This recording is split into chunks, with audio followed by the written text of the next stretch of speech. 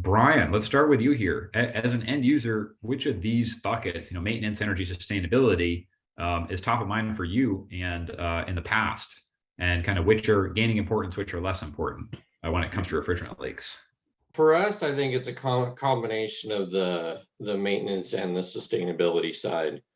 For sure, as the regulations change, seem more rapidly now than they had been in the past. It's a constant flux on the regulation side. That's driving the cost of the refrigerants up really quickly.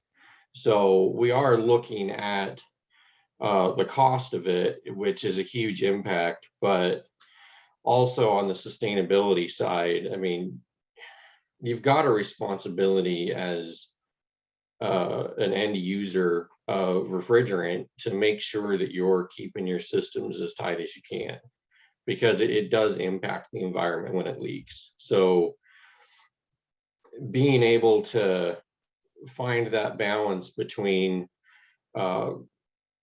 being as leak free as possible and also keeping the cost down, accomplishing one helps the other. So it really is, those kind of go hand in hand, because if you're limiting your leak rates as much as possible, then you're impacting both of those categories.